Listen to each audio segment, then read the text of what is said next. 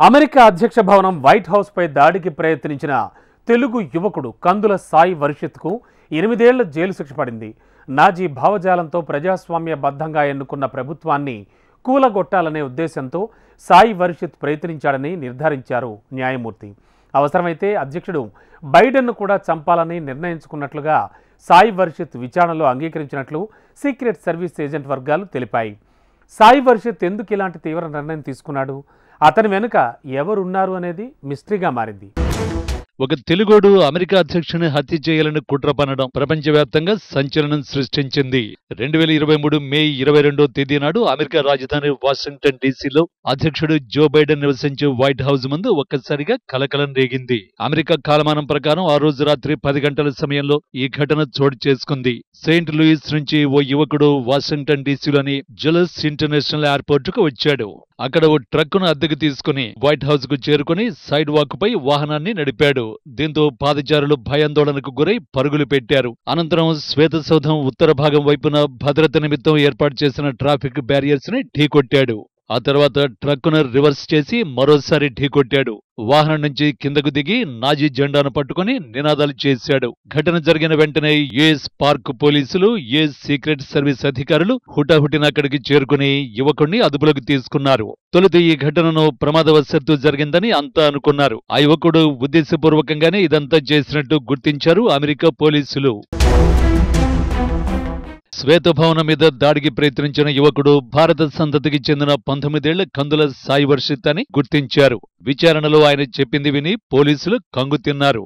America అధ్యక్షుని నివాసం శ్వేతసౌధాన్ని చేజిక్కించుకుని అధికారాన్ని హస్తగతం చేసుకోవాలన్నది తన లక్ష్యమని సాయి వర్షిత్ చెప్పినట్లు పోలీసులు తెలిపారు.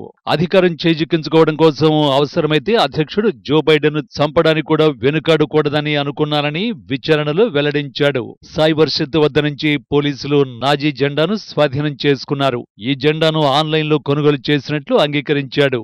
హిట్లర్ బలమైన నేత అని, నాజీలకు గొప్ప చరిత్ర ఉందని సాయి వర్షిత్ చెప్పినట్లు అధికారులు పేర్కొన్నారు. సాయి వర్షిత్ పొంతనలేని మాటలను బట్టి అతడు మానసికంగా ఇబ్బంది పడుతున్నట్టు గుర్తించారు పోలీసులు. అతని ఇంటికి వెళ్లి కుటుంబ సభ్యులను కూడా విచారించారు.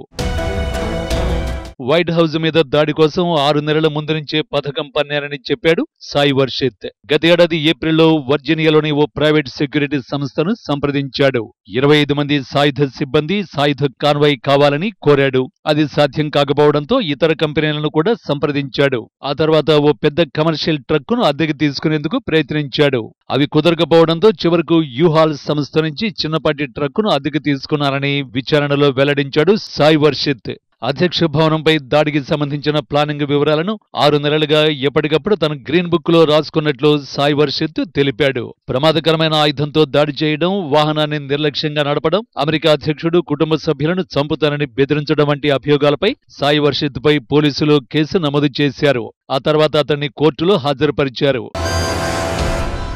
కందుల సాయి వర్షిత్ కోర్టులో తన నేరాన్ని అంగీకరించాడు. బైడెన్ ప్రభుత్వాన్ని దించి నాజీ సర్కార్ను తీసుకొచ్చేందుకు తాను దాడికి పాల్పడ్డానని చెప్పినట్లు అటార్నీ తెలిపింది.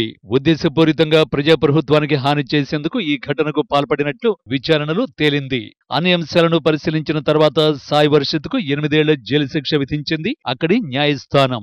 జైలు శిక్షతో పాటు 3 ఏళ్ల పాటు సేవ చేయాలని జిల్లా కోర్టు జడ్జి దాబ్నే ఫ్రెడరిచ్ తన ఆదేశాల్లో పేర్కొన్నారు. అంతేకాదు సాయి వర్షిత్ జైలు నుంచి రిలీజ్ అయ్యాక మరో 3 ఏళ్ల పాటు అతనిపై నిఘా కొనసాగుతుందని తెలిపారాయన. గ్రీన్ కార్డు కలిగి శాశ్వత నివాసితుడు కావడంతో కందులకు ఈ శిక్షలు ఖరారు చేస్తున్నట్టు తెలిపారు. సాయి వర్షిత్ చర్యలతో ధ్వంసమైన నిర్మాణాల తొలగింపు, పునర్నిర్మాణం మొదలైన ఖర్చులతో కలిపి నేషనల్ పార్క్ సర్వీస్ కు $4,322 నష్టం వాటిల్లిందని కోర్టు తెలిపింది.